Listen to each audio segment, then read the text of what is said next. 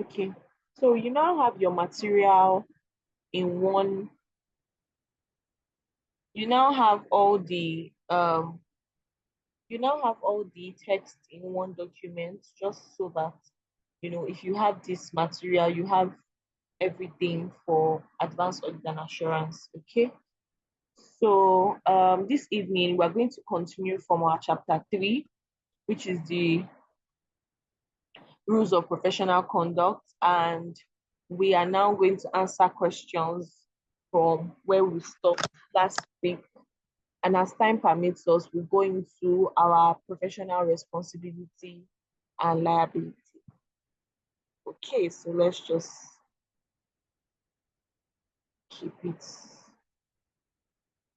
Um, okay. Yes. So last class we treated. Just want to go from the start again.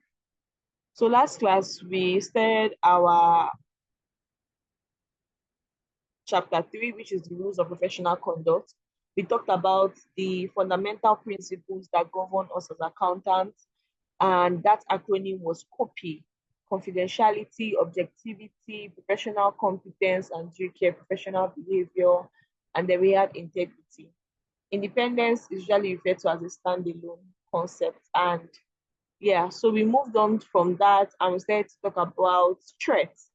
Threats are basically the presence of some other factors that does not make us to be able to follow up through with our fundamental principles. They are being called threats. And the acronym that we used last class was SAFI, right? Self-review, self-interest, advocacy, familiarity, and intimidation threats. So that is SAFI. That's the acronym that we use for the threats. And we now moved on to talk about safeguards. Safeguards are the things that are present to help in eliminating or reducing threats to an acceptable level. And these safeguards were broken down into two, which is safeguards according to the profession, according to the regulation, and we also had safeguards within the work environment. Okay, so these are the two safeguards. We had safeguards created by the profession and safeguards by the work environment. Okay, so we did that last class. If you were not around, feel free to go through the recorded video for that understanding. So where we stopped was ethical conflict resolution. We're going to look at how exactly you answer ICAN exam questions, how ICAN exam question comes out in this topic. Now, we said in evaluating compliance with fundamental principles, a child accountant may be required to resolve a conflict with the application of fundamental principles. When initiating either a formal or informal conflict resolution process, a child accountant should consider the following: either individually or together with others, is supposed to do some certain things. And that's when we said that you're supposed to consider the relevant facts. So this is where you answer a typical case study. They're giving you the question. So you're supposed to check what are the major points in this question. It can be like underlining it, right? To say what are the major things, what is the major matter, right, that we're trying to solve. And then from there, we would identify our ethical issues. We'll move on to outlining the fundamental principles that relate to the matter and outline the threats that has occurred. And that will now give us the alternative course of action, which we will now implement our safeguards on. Okay? So what we're going to do this week is to solve questions. We're going to solve questions till about 30-45 minutes before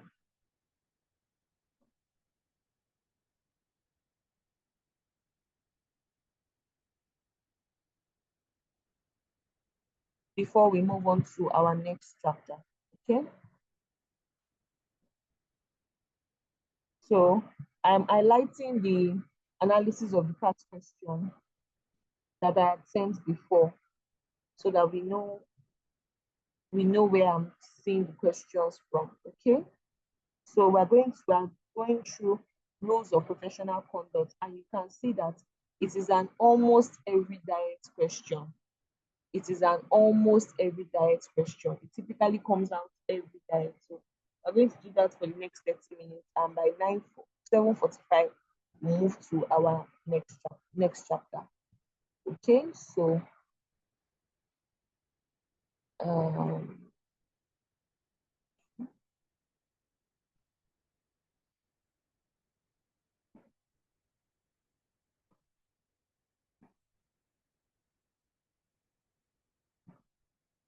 okay.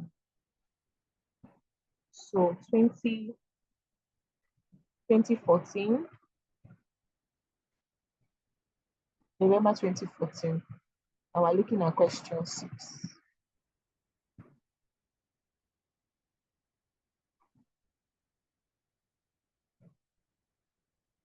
Okay, so question 6. Advantage and disadvantage of tendering. Although an initial work needs to be done, these factors speaking outline matters. Oh, this is a wrong selection. I'm coming, just give me a bit of time. Let me confirm that this is the right thing.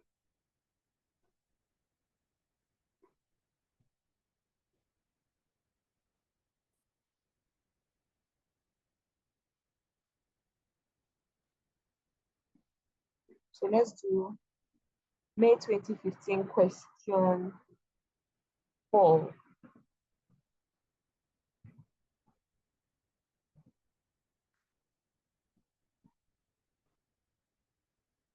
Question 4. Okay.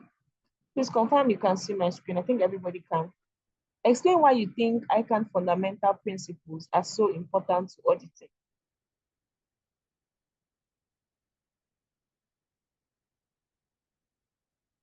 And then we have explain how a member can truly demonstrate that he is truly independent in carrying out the work that he performs and why it is important for him to do so.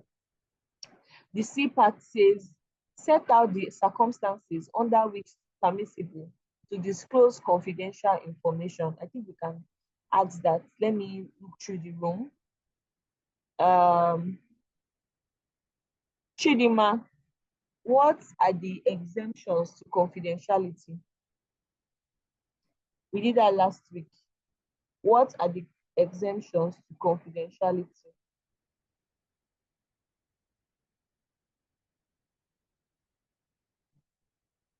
Hello? What are the exemptions to confidentiality?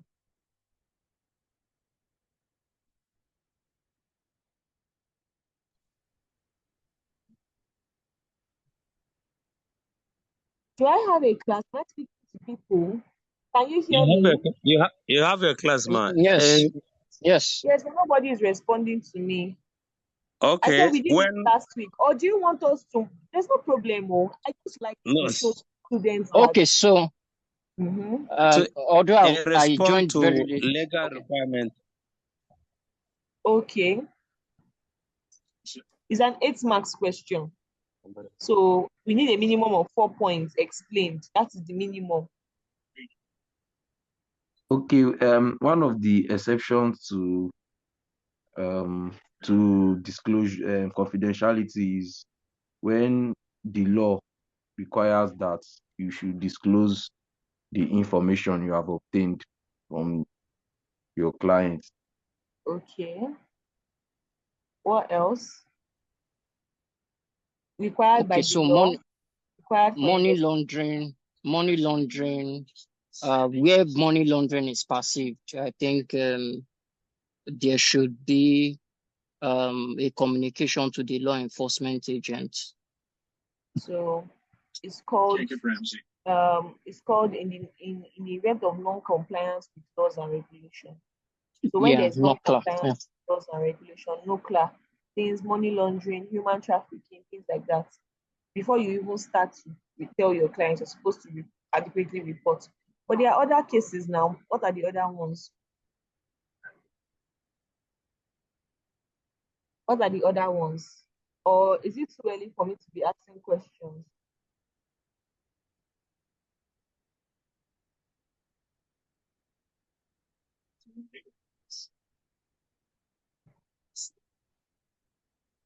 Okay, so when labor laws are being contravened, and it involves things like using underage labor. So these practices need to also be disclosed to the law enforcement agency. Yeah. So you're very correct. I like how you are trying to like figure it out. But there were some clear things, and that's why I'm looking at the people that were in this class last week. Like, where are all the things that we said? But I'm going back there again. But I always say it. Class is one thing. Putting in the effort is another thing entirely. So these are the answers. Where the disclosure is permitted by law. Required by law is there's public infringement that you need to fix, or it's needed for illegal proceeding. I don't know. I think I'm hearing myself. Okay. Next up, we have that where there's a professional duty to disclose, and where can there be a professional duty to disclose? Where you want to do quality review, where you are responding to. So, Victor, Mr. Victor, please mute yourself. Okay. Thank you. Where you want to respond to an inquiry or an investigation, where you want to protect the interest of a child accountant, you want to protect your own interest, or you're just complying with ethical requirements. In these cases, you can disclose a confidential information. Okay. Moving on, we have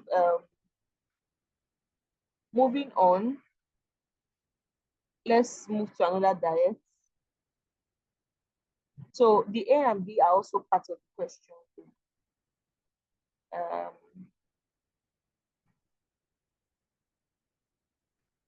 So this is 2015.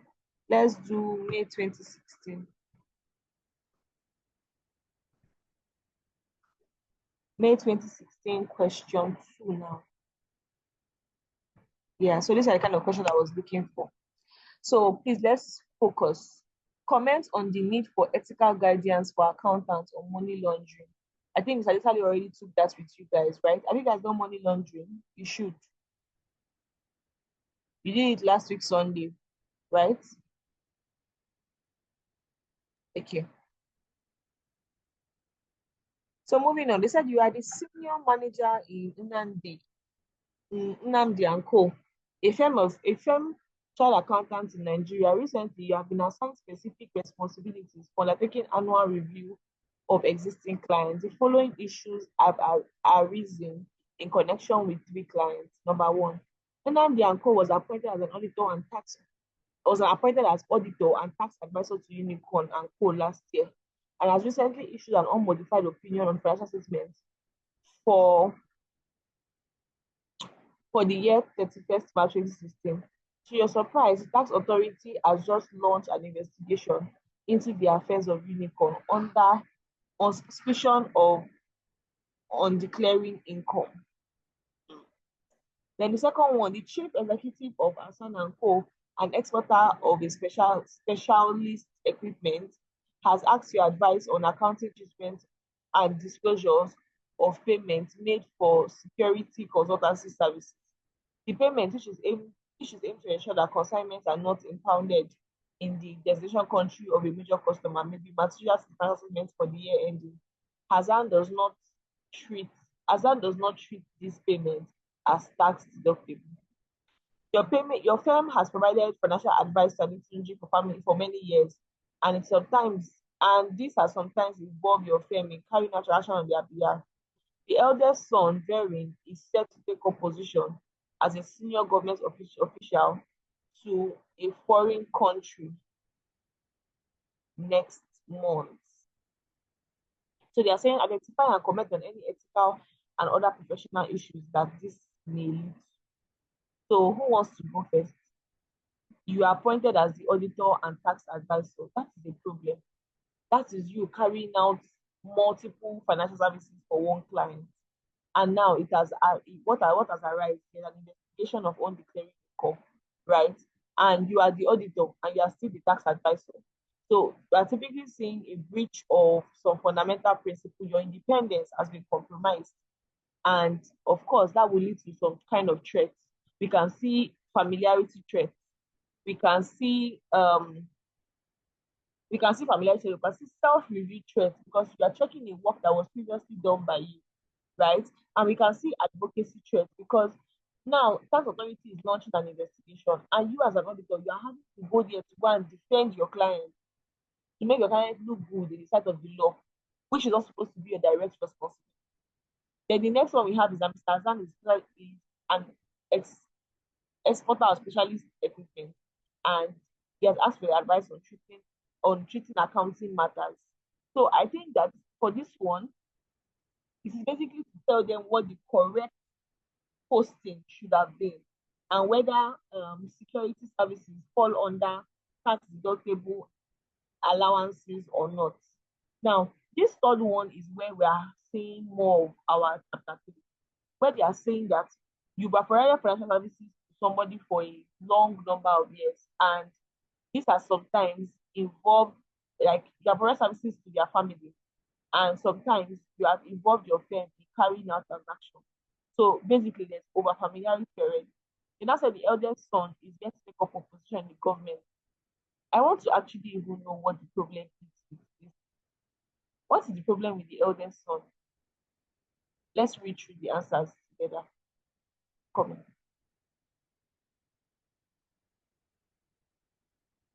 Okay.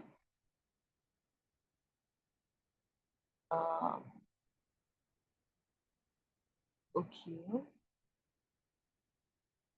So they said that customers due diligence and records.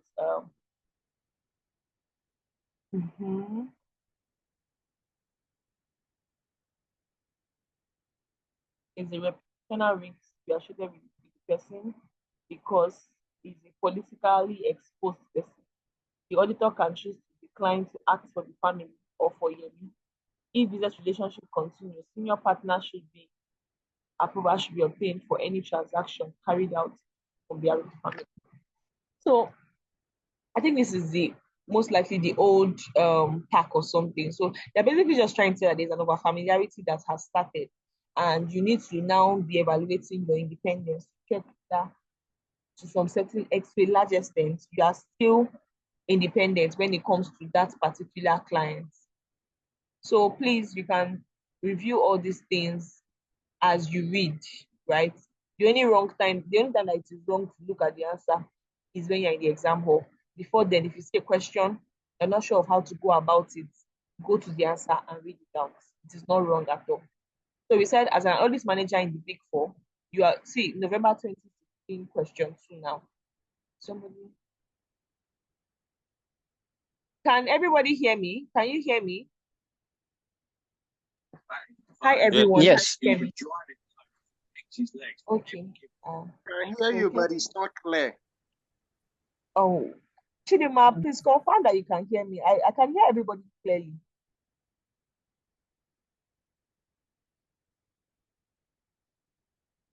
Hello, please confirm that you can hear me.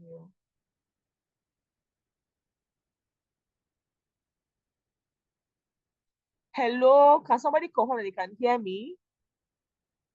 We can hear you, man. We can hear you. Only that sometimes the network do make it break. Okay. I can Hopefully hear the you, class but is it's not that recorded. good. For me, I can hear all of you clearly. Okay, no problem. So we said as an audit manager, you should explain the following. Number one, what it means to be a good independent auditor. They are basically Victor, please mute. So they're basically saying that what does it mean to be a good independent auditor? And I've already disclosed that already. Then we said the accountant's normal, explain the accountant's normal duty of confidentiality, but explain it where money laundering is involved. And this one, we're saying that you'll be required to disclose, right, where money laundering is involved. Now, we said specific obligation for detecting and reporting suspicions of money laundering are placed on professional firms. And this was I was saying that you have done money laundering, chapter 2, with Mr. Desalu last week. The fourth one is a firm might act for 2 clients that are in direct competition with each other, where they are acceptable safeguards. So you're basically explaining providing financial services for 2 competing clients, and that's where experts of information comes in, separate things so that you can avoid conflict of interest, informing the client that, okay, we are actually auditing your competitor as well, right? And making sure that they agree to the terms before you move ahead. Okay, so let's now check May 2017 question 7.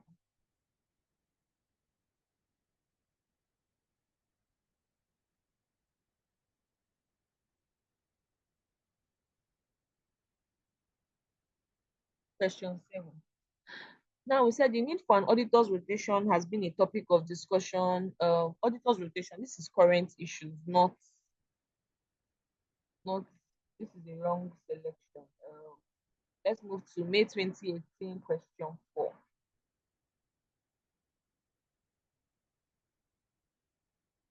Okay, question 4. They said briefly explain the 5 fundamental principles of IFAC. Copy, Abi, confidentiality, objectivity, professional competence and due care, professional behavior and integrity.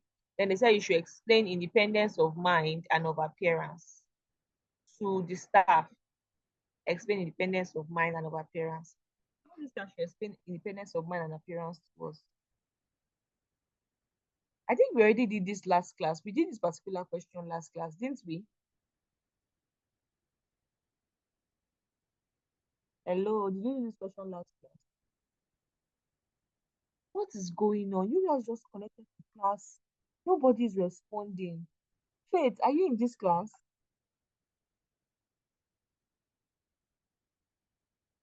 Hello?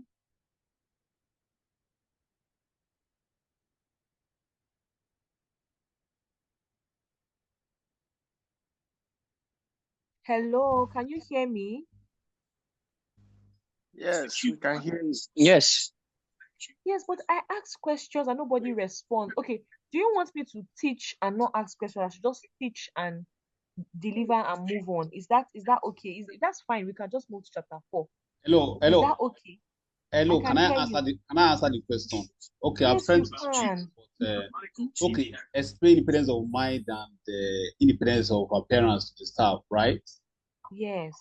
Okay, let me just say. Okay, I think independence of mind has to do with the auditor himself being able to carry out his job without being under any influence of anybody.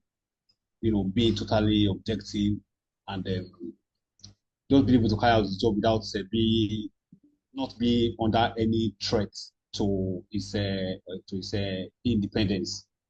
That is from the auditor's perspective now. Then independence of appearance has to do with a third party looking at the auditor, and then the third party should be to know that okay, the way maybe the relationship between the auditor and anybody in the company does not suggest to a third party that the auditor is not independent. Okay. Okay. Thank you. Thank you very much, Soji. Thank you very much, Soji. So, yes, I just wanted to know, but from my observations, since we did it last class, and that's why I was asking that, did we do it last class? Okay, one more question and then Yes, we did it last class. Yes, yes, we actually did like we did this exact question. So I remember us exactly. going through the questions. So we'll just check one last one and we'll move to chapter 4 for the day. But I always say it is not just about attending class. It is not just about connecting and being on the call. It is about how you engage in the class that you are on. It is different if it's SFM. You have to write notes. This is AAA. We're not writing any notes. So if a tutor is engaging you and you don't respond, I really want to like now say, okay, to what extent have you connected on that call? It's different if I connected to go and say, oh, everybody, let's be writing, let's be jotting. But we've done a topic. I'm like, okay, for us to confirm that this topic has been treated well, let's go through questions. Please, I will not want to make a comment about this again. And if I have to, I will just come to class. I will teach. I will show you where the questions are, and maybe you will treat them by yourself, if that is a preferred means. So November 2019, question 6. They said we should discuss the current position of the independence of auditor, and I was saying that the matters here are in current issue, not in your chapter 3. Okay, so in the absence of maybe any other thing, I think we'll just move to our topic for the day. Okay, so please go and check ICAN past questions to see how you are typically being asked this question. A good example is the scenario basis that we got to see today. That's the way you are expected in ordinary case that the questions will come out. They'll give you like a form of like an abbreviated case study, and you have to respond to it. Okay. So this evening we want to discuss professional responsibility and liability. I'm also going to be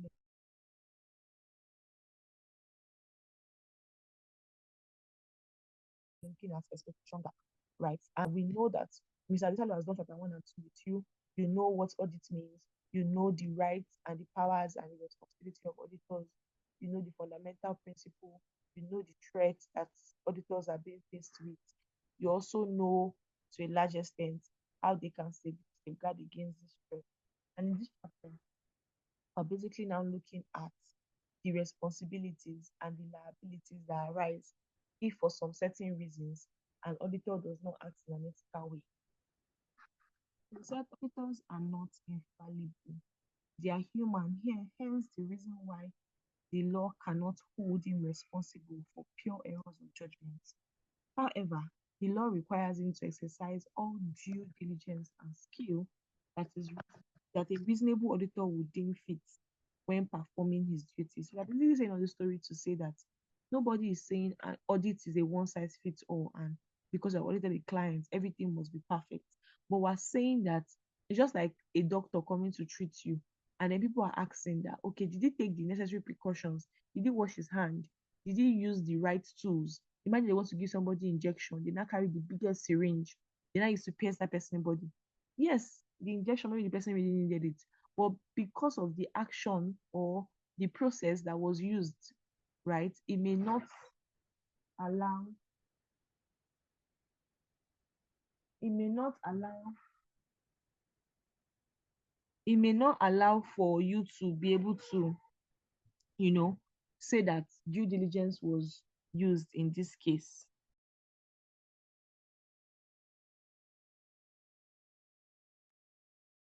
Okay, so moving on, we now said that according to the law, as a professional, you have a fiducial relationship with your company that you are rendering professional service to. And what is the fiducial relationship? It is a duty of trust. It is a duty where they are saying that you must apply reasonable skill and due diligence, and you will be held liable for anything that you do that comes off as being negligent.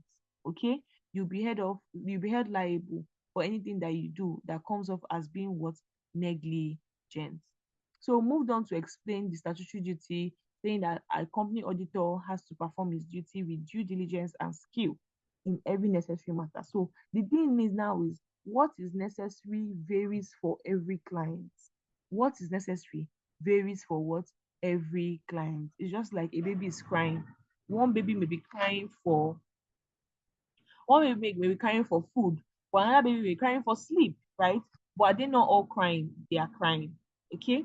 So now we now say when a company has suffered a loss based on the failure of an auditor, they may impose, they may charge him for negligence, or they may charge him for negligence, and the directors may now institute a negligence against him in the courts. They now said that after this has happened, there's usually a expiration time of about 30 days where they have the liberty of basically saying, okay, do they want to take legal actions or not, or he even has to respond to this particular claim. Okay, so now we're just trying to say that the above is just clear. That's what it means. If somebody feels like you have not carried out their work well, you can be sued for negligence. Now, we now said that what has happened is there's usually this case under common law where they just believe that you have a fiduciary responsibility to your clients, right? and that is why you can be sued under common law. So they said the auditor may also be prosecuted by authorities for a criminal act. So if an auditor is found engaging in criminal activities, what are criminal activities? We have fines. We have fraudulent trading, insider trading, right? Or the auditor is found aiding and abetting fraud, right? That is a criminal activity, and he will be prosecuted like a criminal when that is being done. Now we said that the auditor may under civil liability, may be liable under civil liability.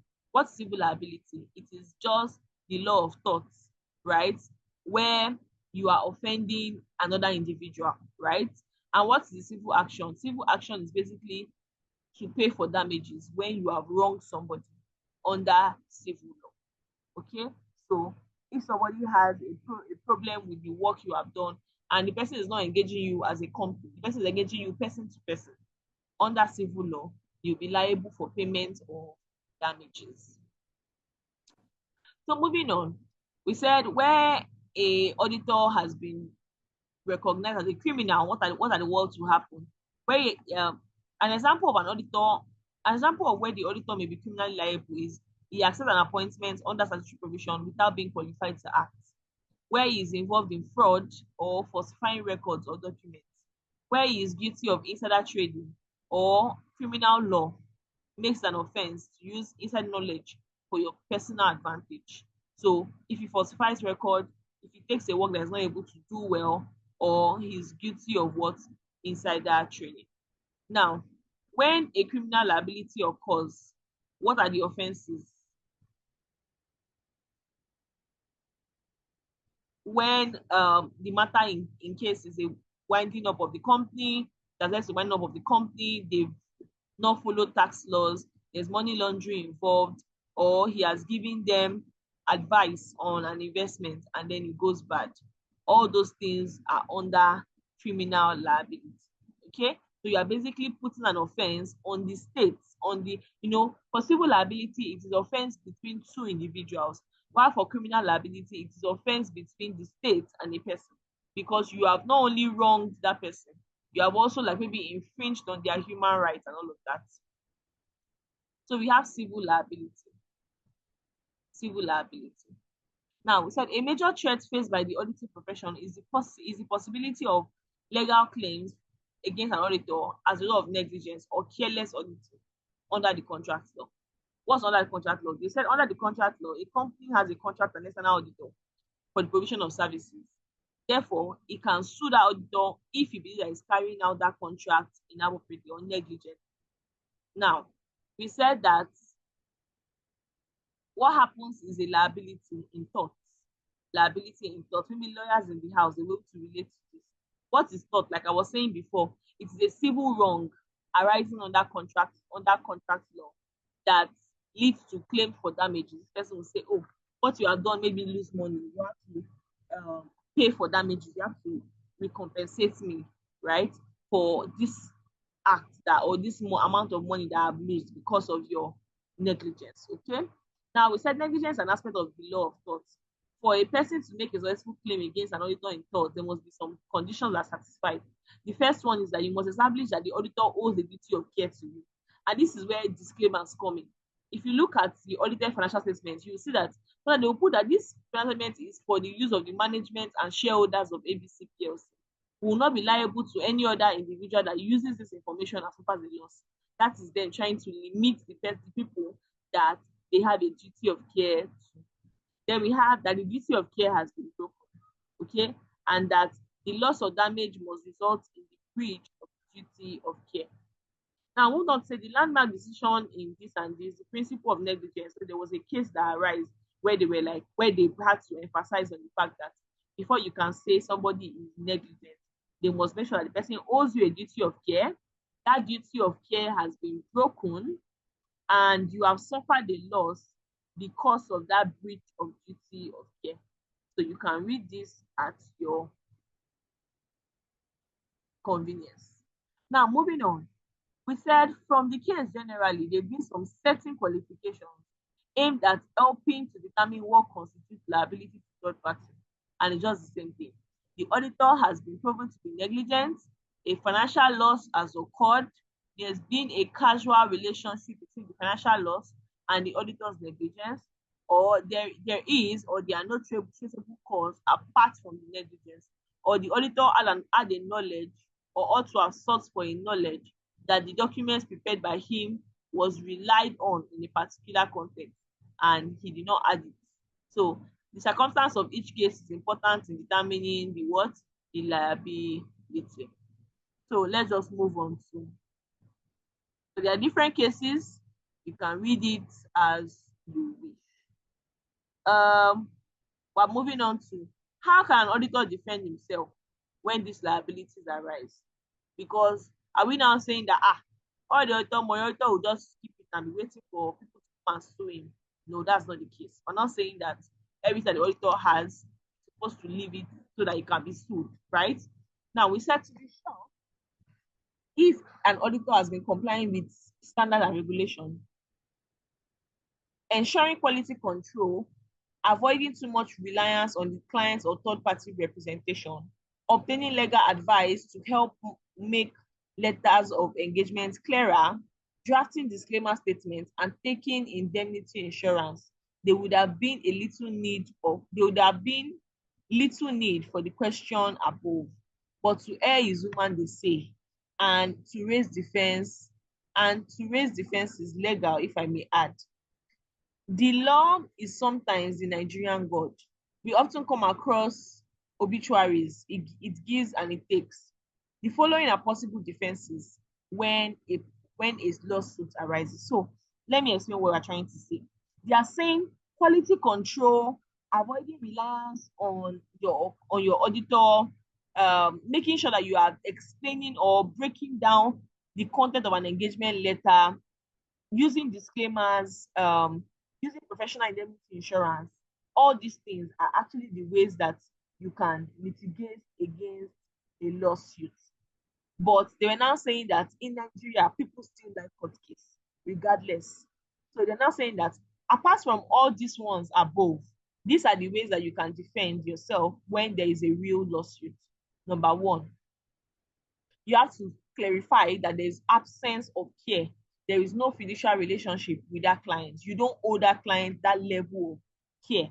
The second thing is that accounting standards and best practices in the profession have been followed. You want to say that I have done this audit with the generally accepted auditing standard. There's no way I could have done this audit better. If you still feel like I did not do it well, then I don't know how to help you, right? So that's just worst case. And the third one is show as much as you can that the alleged negligence has nothing to do with the ascertainable loss. So the thing is that you want to see whether there's an actual connection between the lawcase, the suit, and between your work as an auditor and the loss that the person has suffered. So you're trying to bring out evidences to just show that it is not because of this that this has happened. It's just like as if saying that okay, how would I use? So normal case scenario, maybe you people did not check a particular sample, and then somebody is saying that that particular transaction was the one that led to the loss, and then you are proving to him that this is the way we typically select our samples, and it is not today that we're selecting samples the same way. So there's no causal connection between this particular sample that we did not select and the loss you are suffering now. Okay. Now we said the auditor can point accusing fingers to the client, citing contributory negligence. Once you can show that such negligence by the company affects your own personal judgment, your negligence become extinguished. Like they are trying to say that you can also say this client is the one that also led to this mistake that happened. And you know, you do not do what you're supposed to do. Am I supposed to fly and get the information? Okay. So these are basically the things that you can do when there is a real lawsuit. But you see all these answers I highlighted up: quality control, not so much reliance on the client, obtaining legal advice to make sure that the agreement letter is clear, issuing disclaimers, and professional indemnity insurance. Professional indemnity insurance, nobody even asks for.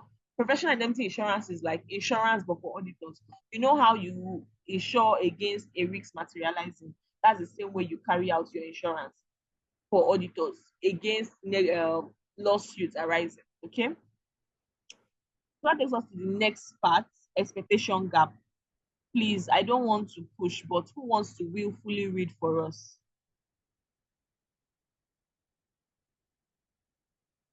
Who wants to willfully read for us? Who's in a place where they can unmute and read for us? Anybody? Okay, expectations gap. The term the term refers to the fact that the public perception of the roles and responsibilities of the auditors is different from his statutory roles and responsibilities. The expectation of the public is often set at a level higher than that which the external auditors actually operate. Some of the examples of the misunderstanding inherent in the public expectations are as follows. The public believes that the audit opinion in the audit report amounts to a certificate that the financial statements are correct and can be relied upon for all decision-making purposes, including decisions about takeovers. The public also believes that the auditor has a duty to Public prevent. belief. Okay, I'm with you. The public also believes that the auditor has a duty to prevent and detect fraud, and that this is a purpose of the audit. The public assumes that in carrying out his audit work, the auditor tests 100% of the transaction undertaken during that accounting period. One consequence of these misunderstandings has been an increasing tendency in some countries to undertake legal action against the auditors, sometimes on a frivolous basis, in the belief that the auditor should have prevented misstatements in the financial statement or should have prevented fraud. There are three main elements in the expectation gap. Trust me. A standard gap. This occurs. Hello. No, it's okay. Thank you. Thank you. Okay. Can you hear me?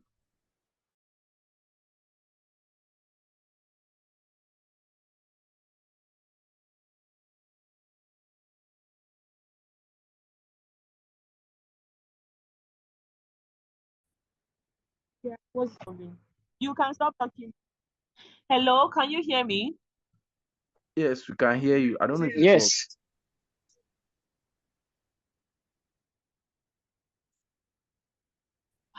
Well, I was talking. I said Kelvin, so was it just me? Did you hear Kelvin throughout?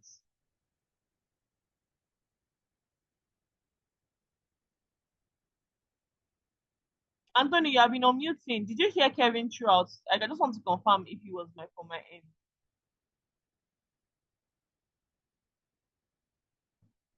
Okay, no problem. Thank you, Kelvin. Explanation gap.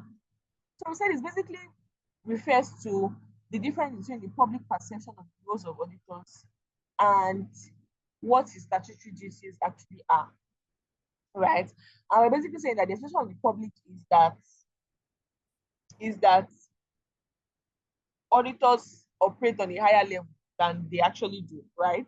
And these are some of the misunderstandings that they have. Number one, the public believes that audit opinion in the audit report amounts to a certificate and it can be relied upon for every decision making. Like if I want to say whether I want to buy shares from this company, I just need to go and look at their audit company. If they write, if it is unmodified, it means the company is a good company to invest in, right? And the second thing is that the public believes that the auditor has a duty to prevent fraud and error. But from your audit, you'd have known that auditors do not have any statutory duty to prevent what? Fraud and error. They are supposed to make a professional comment, right? Or verify that the right standards have been followed, but they are not supposed to go into your books actively to look for fraud and errors. Please confirm that you can hear me. Can you hear me? You are audible. Okay. The third one is that the public assumes, thank you, the public assumes that in carrying out the audit work, the auditor should test 100% transactions, which is practically impossible. And even if it is, if set it is a very small firm, right? And even in that case, it is still hard to go through 100% of transactions.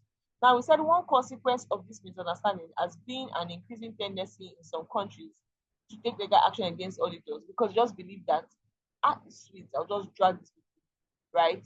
And it's in Nigeria that lawsuits are not popular because we always try to do out of court settlements because of reputation attached. But just go on your phone and just search Big Four lawsuits abroad, outside the country. You will see so many, really. So they're just basically the difference between what the auditors are doing and what people think they are doing with their eyes. So, exam question, they'll ask you to define expectation gap. Some people can, in the diary, they can say the exact examples of expectation gap. But now we now have three elements. Some people can also call it types of expectation gap.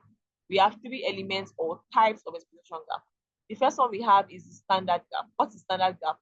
It is the perception that audits is more it's perception that audit standards are more prescriptive, and that auditors have a wide range of rules that they follow. That auditors, they're just rules, just follow it, and you can be able to do any audit. They don't believe that auditors have a high level of personal judgment, right? When it comes to audit, they believe that there are just some prescriptive rules that you follow, and because of that, is okay. Which work are you doing? You know, if you have said that something is good, it should be good because there are some rules that you put in place to check if that thing is good. Not knowing that even the concept of materiality is a lot of times subjected to a personal bias. Okay. So the next one we have is performance gap. People believe that audit work has fallen beyond standard. If you have ever sat down with like old auditors, they'll be like, in our days, got time and share the account back, issue by account here, I would have seen that it has a problem. You know, people just used to glorify the use of like professional skepticism. But in recent times, we have softwares, we have all these things that are in place to like help auditors to carry out their work better. And because of that, people started to feel like the quality of work has fallen. But that is obviously not the case. Okay. And then we have liability gap. Liability gap arises from a lack of understanding about the auditor's liability and who is directly liable to. So there's a perception that auditors have responsibility for detecting all fraud and error. But like we said, it is not the auditor's responsibility to detect fraud and error. Okay. Moving on, we said that are the three main elements of expectation gap. There was one day that these three things like this was not like 7 marks, I think like 8 marks. That's what I kind of allocated to. Guess what? The comment of that thing was that students do not know it. Sometimes I just wonder. I just really wonder. So let's move on. We said that high level explanation about what the auditor should do may lead to legal action against the auditor. And in this level explanation, if the level explanation is not met, to reduce the frequency and cost of legal action and to maintain the image of audit profession in the mind of the public, right? We have to look for a way to close the explanation gap. Because it is not today, the explanation gap thing. It's not today that people are saying to think that auditors are the author and finisher of financial statement. And if an auditor should say that the financial statement is good to go, then it is really good to go, or it does not contain any error at all. Not knowing that in our accounting or in our profession, we have a what they call this thing, hypothesis, right? Plus and minus factor for errors, right? I think it's plus or minus 5, Abby, level of error that we are willing to accept.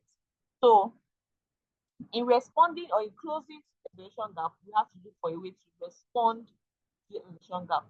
And how can we respond to the explanation gap? They said that in different countries, they have different things that they do to actively respond to this explanation gap. In some countries, they've put in place corporate governance.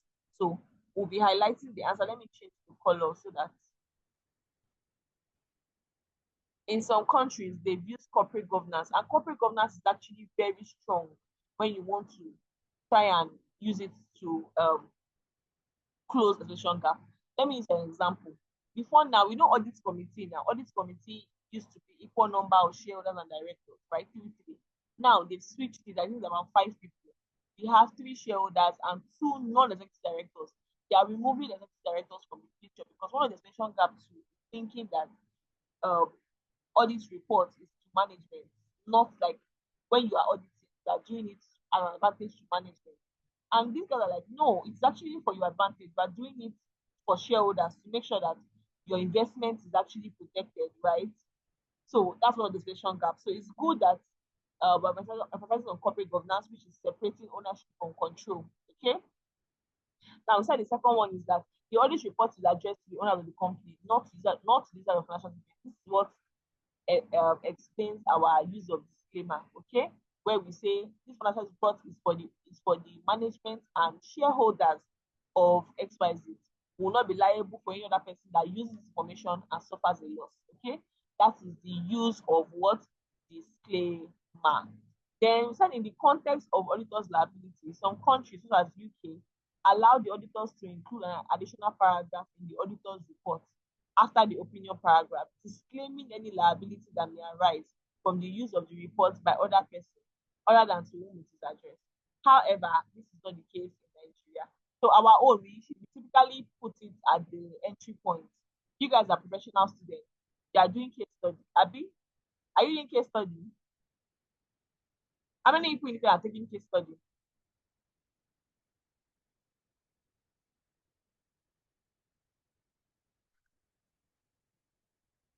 How many people in this class are taking case study?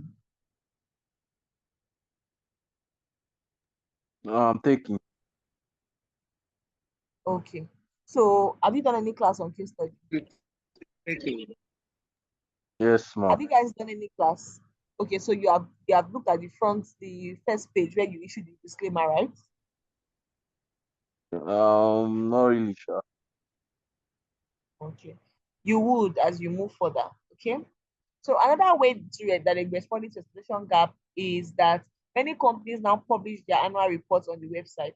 This method of electronic reporting has implication of the auditors. This is generally good practice to check that the electronic form of financial statement is identical to the paper form. Okay. So these are the ways that you can respond to expectation gap so that we can close the gap. If you go to your pack, you see other ones like education, right?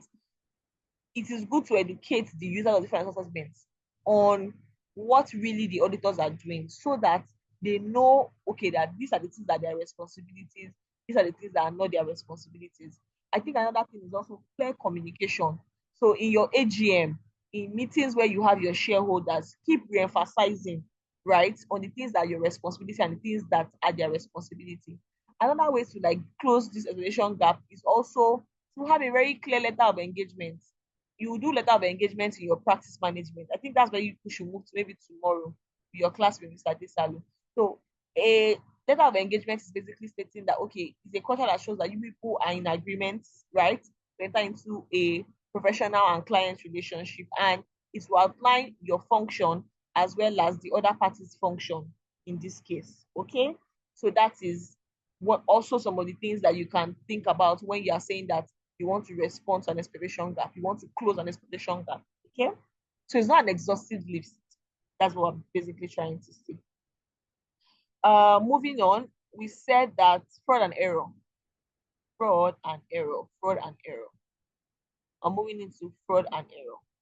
So it is clear now. Frauds are intentional acts, while errors are unintentional acts. I taught one diet, and you know how you have this Indomie adverts where they will say Indomie and others and say the taste is the secret ingredient. Abi, the taste is the secret ingredient. For fraud and error, crime is the secret ingredient. The only thing that separates an error from a crime, the only that separates an error from a fraud is crime, right? Deliberation. But now the funny thing is that intent cannot be seen. Intent is not a person. Intent is being perceived, right? And because of that, that's why we now have all these court cases, because these court cases are basically put in place to outline or to be able to bring out the intent from a particular matter. Are you with me? So that's basically the difference between a fraud and an error. So let's just read through it. Fraud, it may be defined as an intentional act which involves fraudulent financial reporting, falsifying records, a deliberate act to misapply accounting policies, or was seen misappropriation of assets.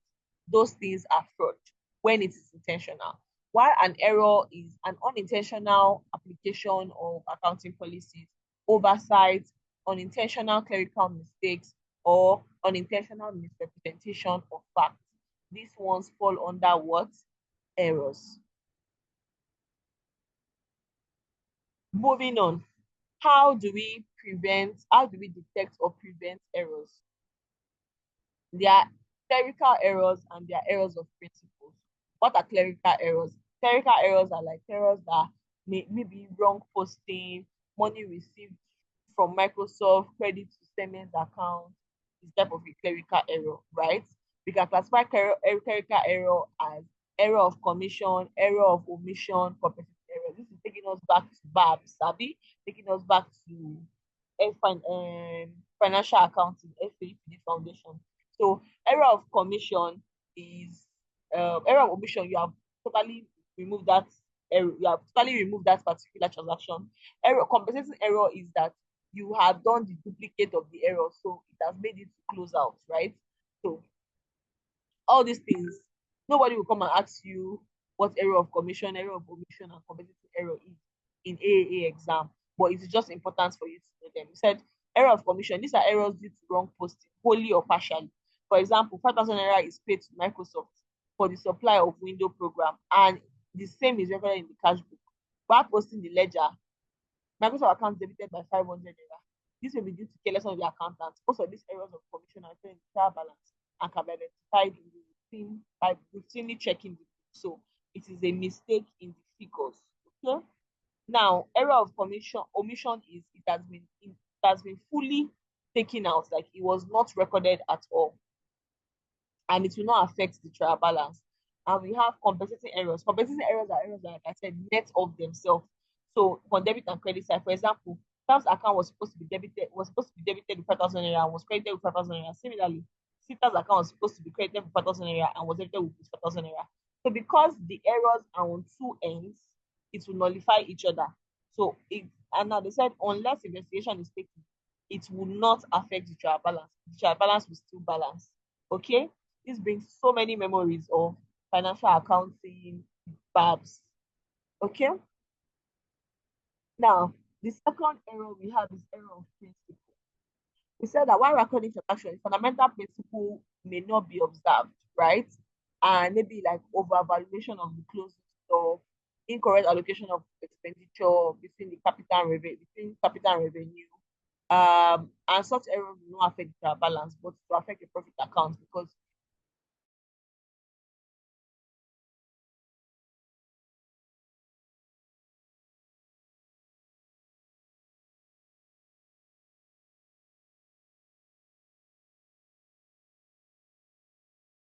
the principle is fundamentally wrong, and because of that, and this is why people sometimes have issues with auditors because for audits, this transaction have been long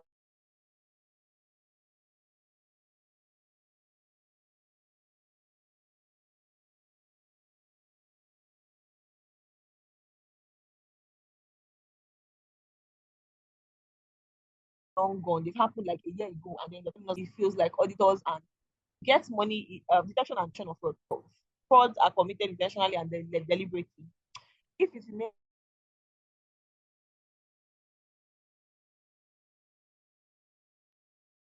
Your network is cracking, but we cannot hear you.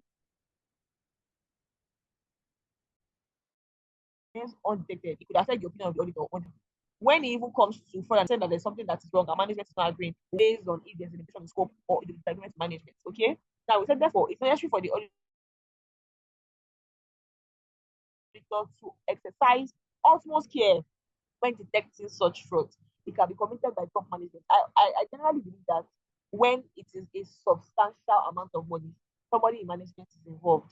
But in recent times, we have seen that that may not be the case. So, how many of you heard about this 40 million saga with First Bank? How many of us heard about it? Hello? How many of us heard about the 40 million naira internal control? Somebody that was internal control with First Bank. Did you hear about that? To the 9 people in this room, did you hear about that? Can you hear me? Yeah, please, your network is a little bit bad. Now your I network don't know. is very cracking. Cannot hear you clearly. You cannot complete a sentence and we are hearing you. It will be breaking. Okay, that's very surprising because this is the third class I'm taking today, and I didn't get that feedback from anybody. Is it better now?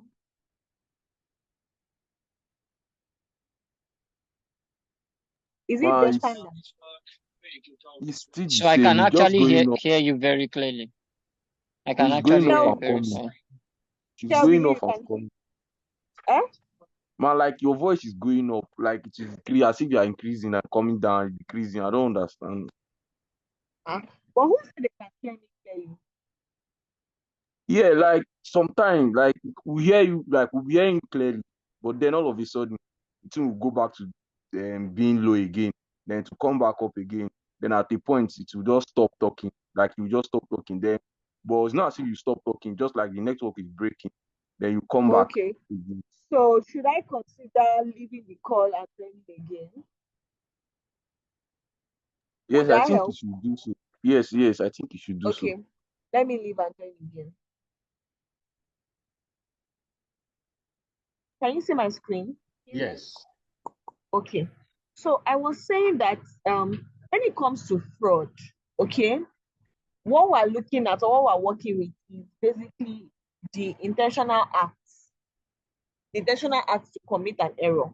And we said that I was saying that I started to believe that there's no element of like an actual fraud that management is not involved in. But I was now saying that, but in recent times, we have seen that there can be an element of fraud that management knows nothing about.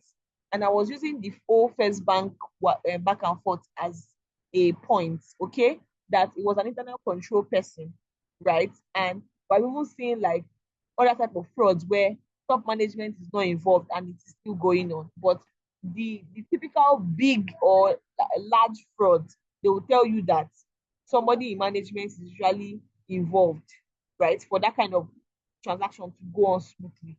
Do you understand? Did you guys hear that? Did I Yes, man. still bring up a point?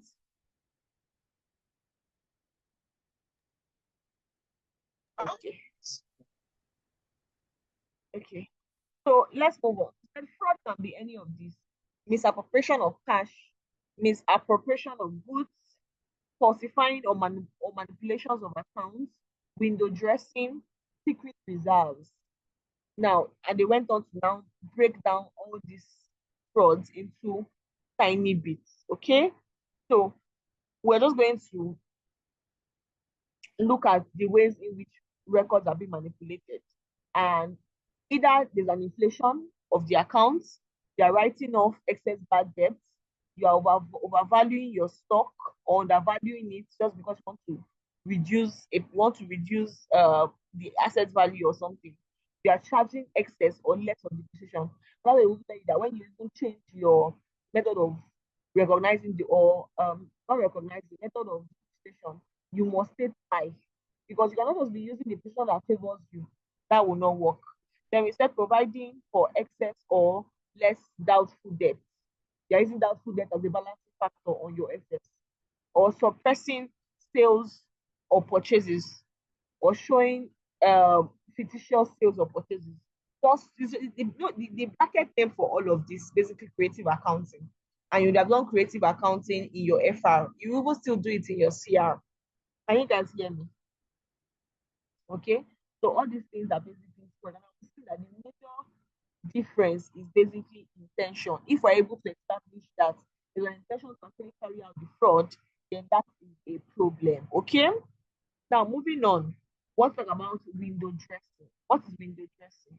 It is a way of presenting an SS in a way that shows you're in a better position than what you are actually in. They call it creative accounting. Some people call it yes, like yes, creative accounting basically. So it is known as window dressing.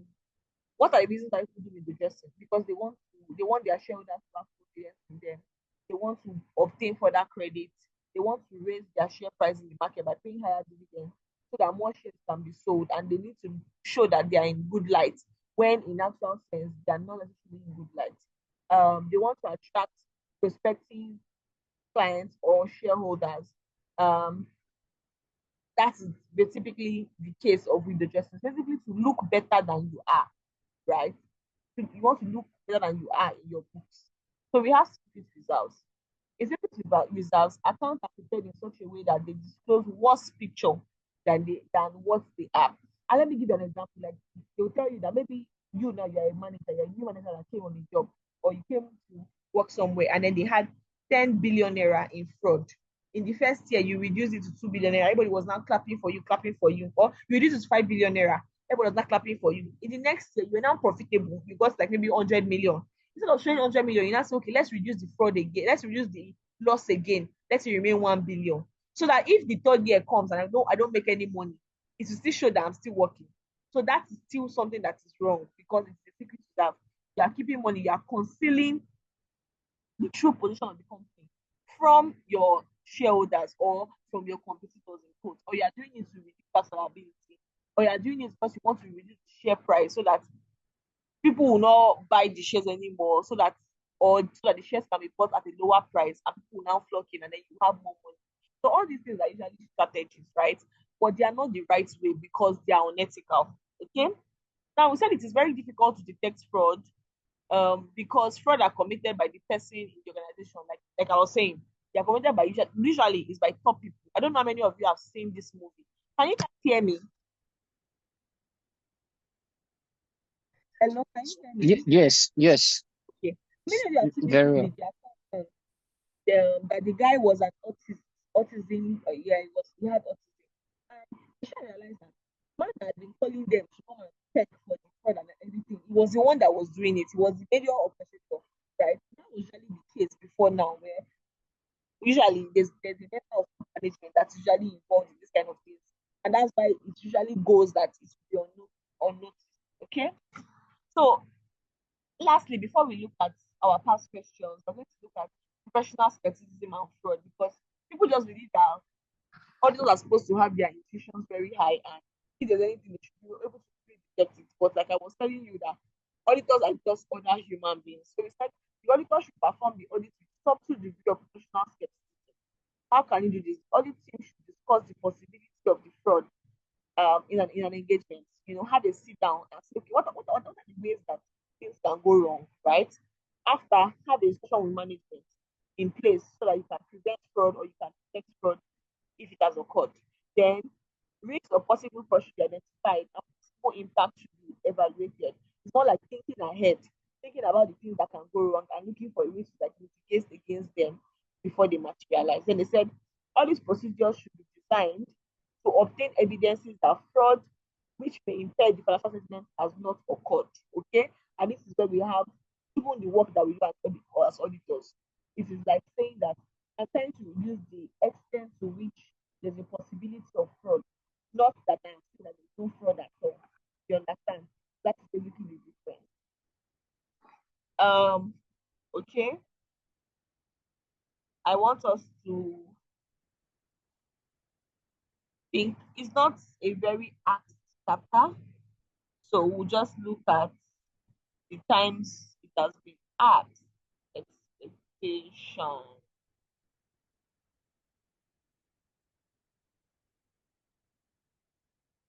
Please go to that analysis I sent on the group and tell me the diets where we have questions on chapter 4 so that we can look for them.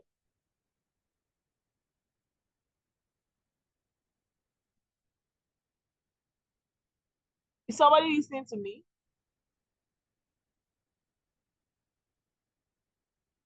Hello? Can you guys hear me? Yes, we can hear you. I said that somebody should go to the group to look at what I just highlighted so that we can use it to May know the diet 2016. where. Okay. May 2016, question Let number me go back 6. to sharing my screen. May 2016, question number 6. Okay. Now I'm looking for my Zoom. Okay. May 2016 question. So they said Bob Removals Limited is a removal company. The year ended 31st December 2015. The company made a trading profit of 800,000. That the manager of the audit, the following issues are arisen. A customer is suing the company for 1 million naira for damages caused by antique furniture. The company is defending the claim and believes that the furniture was a reproduction as against to and and and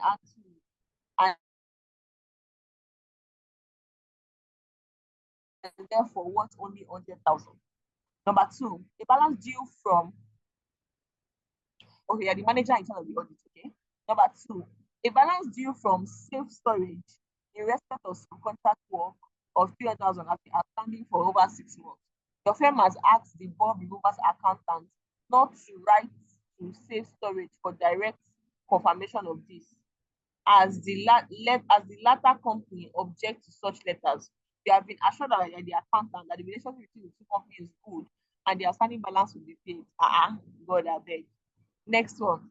Bob Removals has recently investigated into 4 new removal vans and is currently carrying out an extensive refurbishment of its premises. As a result of this, expenditure in the company has reached its overdraft limit of 500,000. For each of the following issues above, state with reason the audit work you would have expected to find when asking your review of audit working papers. Draft relevant section dealing with the issues in written representation, which you would like the directors to sign. So can somebody tell us what the issue is here? For the first one, somebody is suing you that you are a removal company, so you can help people to pack their load, all of that, and they're saying that they have damaged their antique of 1 million. And you are saying that it is not the real antique, that it is a reproduction of the antique that is 100,000. I think in this case, you want to do further research into the antique itself, right? You want to collect supporting documents to show that it's an actual antique and not a reproduction. And this is also where you now put in place what we call contingent liability in your books, right? Where you say that there's a tendency that we have 1 million naira to return, Abi, but up until then, this is a contingent liability that we have now incurred. Okay. Now the next one is somebody is owing you and they are saying that, don't write to the person to say that we are owing you because we trust that we have a good relationship. In this case, it's the auditors that you management letter or better representation that the ones that will attest to the fact that don't worry, this person will actually pay us.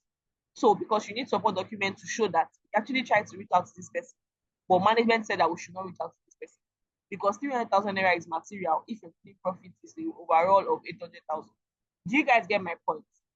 Then the last one is that they've invested in 4 new removal vans and it is skyrocketing their overdraft. And we can see a case in this case. I'm seeing a case of like what they call this thing, overtrading, which is overcapitalizing, not really overcapitalizing, overtrading basically, undercapitalization, because they are not able to adequately fund their growth, and that can be a problem. So you also need management to attest to the fact that, okay, this is just a temporary thing. The whole overdraft extension is a temporary thing, and we're going to recover from this as soon as we can.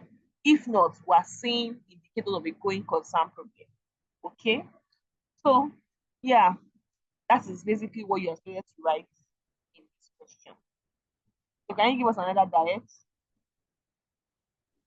November 2018. Question number five. Number what? Question number 6. Let me check, please. I'm coming.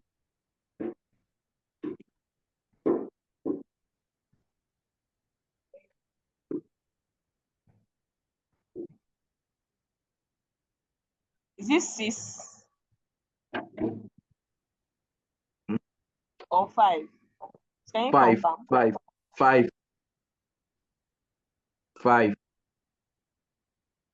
That is wrong because you're asking about factors to be considered when assessing the objectivity of the overnight part. No, that's not it.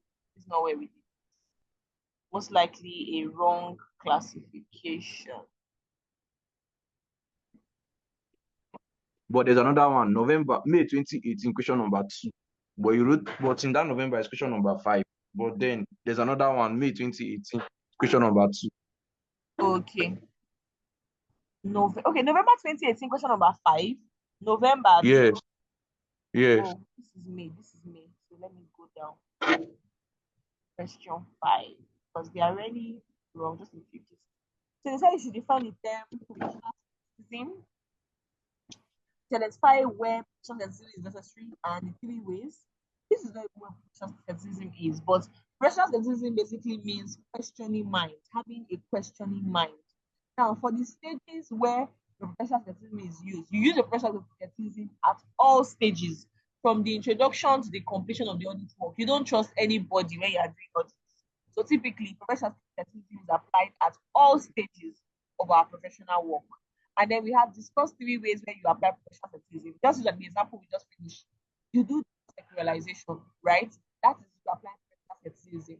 Number 2, you reach out to the bank to confirm bank balances. That is you doing what? Professional skepticism. Then we have the performance, carrying out work that's previously done by professional, carrying out that work again. Okay, that is what professional skepticism. So this is a very, old years, ICAN was very simple. They used to ask them very direct questions. So it was now in May 2018 that they gave them question 2, Abby. Right? Yes, ma'am. Yes. Okay. So they said, this is the question I was looking for. This is the one time where they actually asked that chapter. Gong. So they said, explain expectation gap and describe its 3 elements. Somebody should help us. Explain expectation gap and define its 3 elements.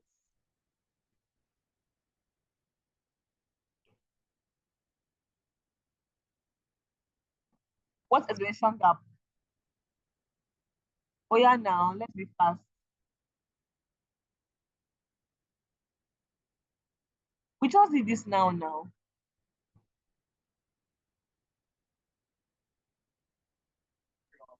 Hello, can you hear me?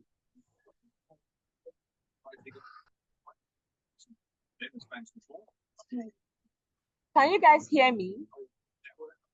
Yes, we can hear you. Yes, we can hear you. Yes, but I asked the question now and nobody responded. I said, Okay. that this is the I first bet it's time when good. they It's also good.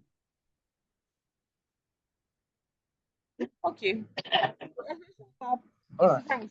What the auditor does and what people think he does. The 3 elements are standard, liability, performance gap. Are you set? Strategies that you could use. Hello?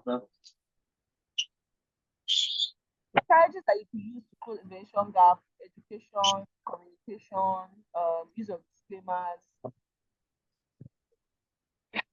disclaimers,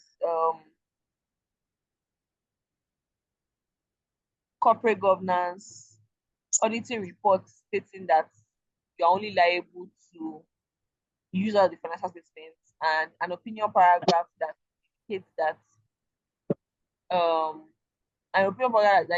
that you cannot have liabilities, those that you have not covered in the report. So you should explain because of professional sensitivity, having a question in mind, and it should evaluate the importance of professional sensitivity when you're auditing financial statements. Sorry, somebody's Victor, please mute yourself. So when you're evaluating the importance of professional skepticism, it is because that is literally what the auditor has to rely on. He's coming to do an historical audit, so he can only rely on his instincts or prompters that show him that okay, there are questions to raise in this particular point and all of that. So yeah, it's a short topic, very straight to the point, and these are all the times where something related to it has been tested. So in that, this is where I asked that, do we have any question? I know that we must all have had long days. Maybe you had how many classes do you have today? And it's already 7 to 9. Somebody's already shutting down already. So do we have any question for me?